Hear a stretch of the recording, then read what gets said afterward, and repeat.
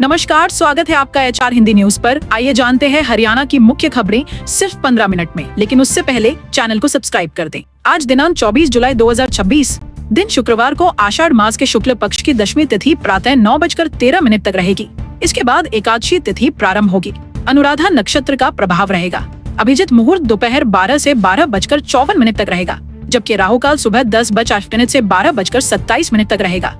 माता लक्ष्मी की पूजा शुभ मानी जाती है। आज राष्ट्रीय आयकर दिवस इनकम टैक्स डे मनाया जा रहा है। वर्ष 1860 में भारत में आयकर व्यवस्था लागू होने की स्मृति में ये दिवस मनाया जाता है। दिल्ली में छात्रों पर हुए लाठीचार्ज के विरोध में बुधवार को हरियाणा के कई जिलों में कांग्रेस कार्यकर्ताओं ने प्रदर्शन किया। प्रदर्शनकारियों ने रैलियां निकाली, नारेबाजी की और छात्र हितों से जुड़े मुद्दों को उठाया। कई स्थानों पर पुलिस बल तैनात रहा ताकि कानून व्यवस्था बनी रहे। प्रदर्शन के दौरान कांग्रेस नेताओं ने घटना की निष्पक्ष जांच और जिम्मेदार लोगों पर कार्रवाई की मांग उठाई। हरियाणा में इस बार मानसून की रफ्तार धीमी बनी हुई है। अब तक प्रदेश में औसत से 24% कम बारिश दर्ज की गई है। जहां 129.9 मिलीमीटर वर्षा होनी चाहिए थी, वहां इससे काफी कम बारिश हुई। रोहतक और पानीपत जैसे जिलों में सूखे जैसे हालात बने हुए हैं, जबकि किसान बारिश का इंतजार कर रहे हैं और मौसम पर नजर बनाए हुए हैं। उत्तराखंड के कोटद्वार क्षेत्र में खाई से हरियाणा नंबर की एक बाइक बरामद की गई। सूचना मिलने पर पुलिस मौके पर पहुंची और कड़ी मशक्कत के बाद बाइक को सुरक्षित बाहर निकाल लिया। वाहन के मालिक का अभी पता नहीं चल पाया है। पुलिस बाइक के पंजीकरण के आधार पर उसके मालिक की पहचान कर संपर्क करने की प्रक्रिया में जुटी है। कांवड़ यात्रा को देखते हुए हरियाणा से उत्तराखंड सीमा तक कांवड़ मार्ग को रोशनी से जगमग करने की तैयारी की जा रही है। जिला पंचायत की ओर से मार्ग पर विशेष प्रकाश व्यवस्था और अन्य आवश्यक सुविधाओं के इंतजाम किए जा रहे हैं। इसका उद्देश्य कांवड़ियों की आवाजाही को सुरक्षित और सुगम बनाना है, ताकि यात्रा के दौरान उन्हें किसी तरह की परेशानी न हो। हरियाणा में कांग्रेस ने कई स्थानों पर विरोध प्रदर्शन कर नीट पेपर लीक मामले में कार्रवाई की मांग उठाई। प्रदर्शन के दौरान कार्यकर्ताओं ने नारेबाजी की और दोषियों के खिलाफ सख्त कदम उठाने की मांग की। कई जिलों में कांग्रेस नेताओं और कार्यकर्ताओं ने प्रदर्शन में भाग लिया तथा परीक्षा प्रणाली में पारदर्शिता सुनिश्चित करने की आवश्यकता पर जोर दिया। हरियाणा रोडवेज ने सभी बसों का नया टाइम टेबल जारी कर दिया है। नई समय सारणी के साथ विभिन्न रूटों का किराया भी अपडेट किया गया है। यात्रियों को बसों के संचालन समय और किराए की जानकारी उपलब्ध कराई गई है, जिससे सफर की योजना बनाने में सुविधा होगी। नई व्यवस्था के अनुसार अलग अलग मार्गों पर बसों का संचालन निर्धारित समय के अनुसार किया जाएगा। नई दिल्ली में आयोजित प्रेस कॉन्फ्रेंस में पूर्व मुख्यमंत्री भूपेंद्र सिंह हुड्डा ने हरियाणा में पेपर लीक मामलों को लेकर भाजपा सरकार पर निशाना साधा। उन्होंने आरोप लगाया कि प्रदेश पेपर लीक का केंद्र बन गया है। हुड्डा ने शिक्षा मंत्री के इस्तीफे की मांग का समर्थन करते हुए भर्ती और परीक्षा प्रणाली में पारदर्शिता सुनिश्चित करने की आवश्यकता पर जोर दिया। जंतर मंतर लाठीचार्ज के विरोध में हरियाणा में कांग्रेस कार्यकर्ताओं ने प्रदर्शन किया। गुरुग्राम में युवतियों ने पैदल मार्च निकाला, जहां पुलिस और प्रदर्शनकारियों के बीच तीखी नोकझोंक भी हुई। पुलिस ने प्रदर्शन को नियंत्रित करने के लिए बैरिकेडिंग की और कई स्थानों पर प्रदर्शनकारियों को आगे बढ़ने से रोक दिया। मौके पर सुरक्षा के व्यापक इंतजाम किए गए। राजस्थान के रतनपुर बॉर्डर पर बिछीवाड़ा पुलिस ने कार्रवाई करते हुए हरियाणा निर्मित अवैध शराब से भरा एक कंटेनर पकड़ा। जब्त शराब की कीमत करीब 35 लाख रुपए बताई गई है। पुलिस ने कंटेनर को कब्जे में लेकर तस्करी के मामले की जांच शुरू कर दी है और इस नेटवर्क से जुड़े अन्य लोगों की तलाश की जा रही है। नूंह पुलिस ने कार्रवाई करते हुए 9 ऊंट और 13 गोवंश को मुक्त कराया। पुलिस को देखते ही 2 तस्कर मौके से फरार हो गए, जबकि कैंटर चालक को गिरफ्तार कर लिया गया। ट्रक चालक वाहन छोड़कर भाग निकला। पुलिस ने पशुओं को सुरक्षित कब्जे में लेकर आगे की कानूनी कार्रवाई शुरू कर दी है। सीजेपी आंदोलन को हरियाणा के कई प्रमुख चेहरों का समर्थन मिलने लगा है। हरियाणवी कलाकार जाजी लाठर ने आंदोलन के समर्थन में कहा कि अब वे चुप नहीं बैठेंगे, चाहे इसके कारण उनका लेखन कार्य प्रभावित ही क्यों न हो। आंदोलन को लेकर विभिन्न क्षेत्रों में चर्चाएं तेज हो गई है और कई लोग खुलकर अपना समर्थन जता रहे हैं। दिल्ली में छात्रों पर हुए लाठीचार्ज के विरोध में आज हरियाणा में युवा संगठनों और विपक्षी दलों ने प्रदर्शन का ऐलान किया है। विभिन्न जिलों में रैलियां और विरोध मार्च आयोजित किए जाएंगे। प्रदर्शनकारी शिक्षा मंत्री के इस्तीफे की मांग उठाएंगे। कानून व्यवस्था बनाए रखने के लिए कई स्थानों पर अतिरिक्त पुलिस बल तैनात किया गया है। हिसार में 27 जुलाई को हजारों किसान महापड़ाव करेंगे।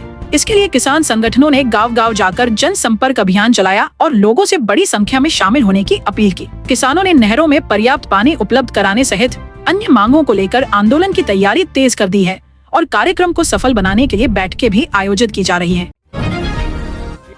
मुख्यमंत्री नायब सिंह सैनी ने सिरसा से जुड़े जेईई और एएसआई मामले में चार्जशीट जारी करने के आदेश दिए हैं। इस प्रकरण में पूर्व राज्यपाल, चेयरमैन जांगड़ा और गोविंद कांडा के नाम भी चर्चा में है।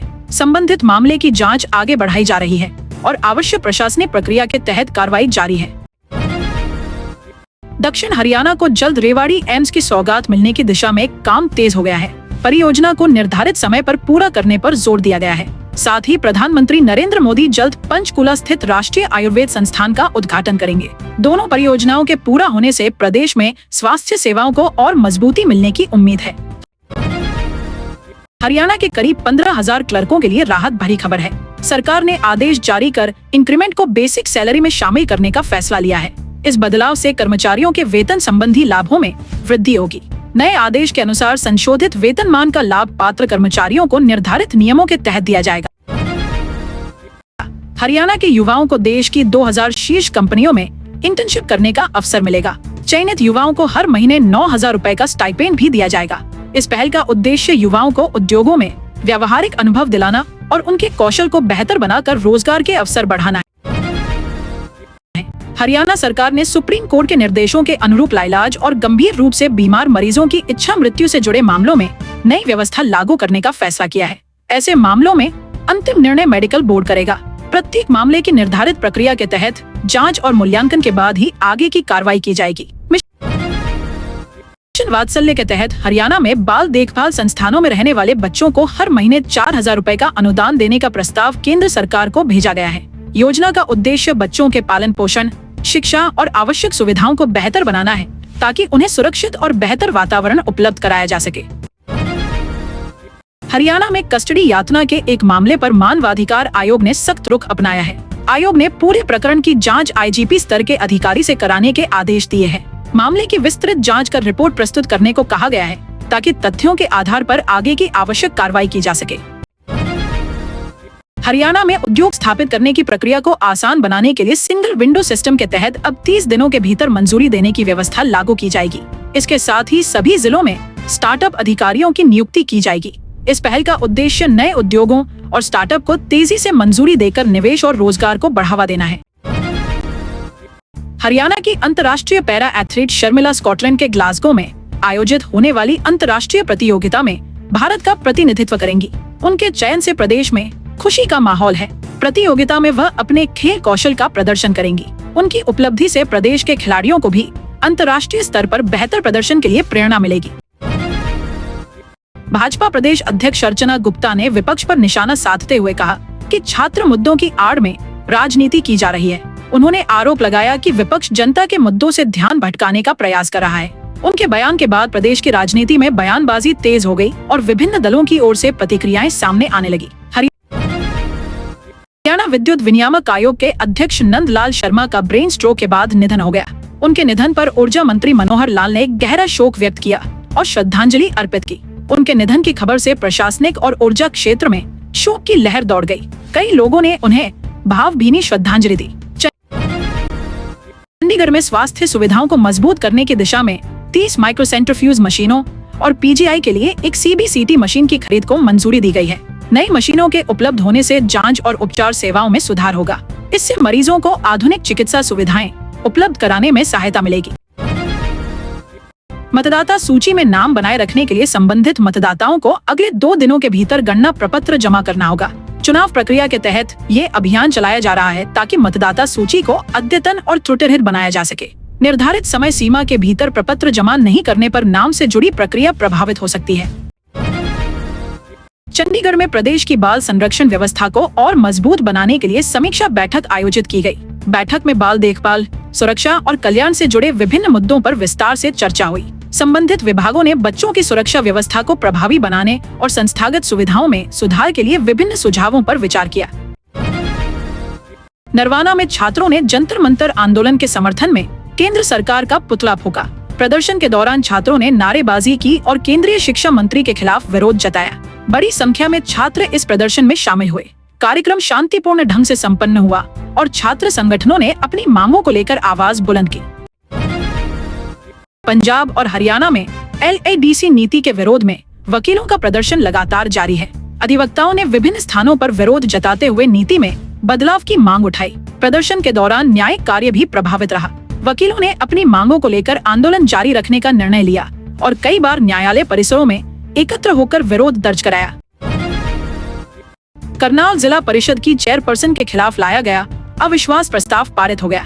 प्रस्ताव के समर्थन में 17 पार्षदों ने मतदान किया, जिसके बाद उन्हें पद से हटा दिया गया। इस कार्रवाई के बाद जिला परिषद की जिम्मेदारी वाइस चेयरपर्सन को सौंप दी गई। घटनाक्रम के बाद जिला परिषद की राजनीति में हलचल तेज हो गई और आगे की प्रशासनिक प्रक्रिया शुरू कर दी गई। हरियाणा सिख गुरुद्वारा प्रबंधन कमेटी ने घोषणा की है कि वह 72 घंटे के भीतर शाहबाद स्थित मेरी पेरी मेडिकल संस्थान का प्रबंधन अपने अधीन लेगी। इस संबंध में आवश्यक प्रशासनिक प्रक्रिया शुरू कर दी गई है। संस्थान के संचालन और प्रबंधन से जुड़े इंतजामों को तय समय के भीतर पूरा करने की तैयारी की जा रही है। राष्ट्रीय शिक्षा सम्मेलन में हरियाणा सरकार ने शिक्षा क्षेत्र के अपने विजन और भविष्य की योजनाओं को प्रस्तुत किया। शिक्षा मंत्री महिपाल ढांडा ने आधुनिक शिक्षा, तकनीक आधारित सीखने की व्यवस्था, कौशल विकास और गुणवत्तापूर्ण शिक्षण पर जोर देते हुए प्रदेश की आगामी शिक्षा नीति की रूपरेखा साझा की। सम्मेलन में शिक्षा सुधार से जुड़े विभिन्न विषयों पर भी चर्चा हुई।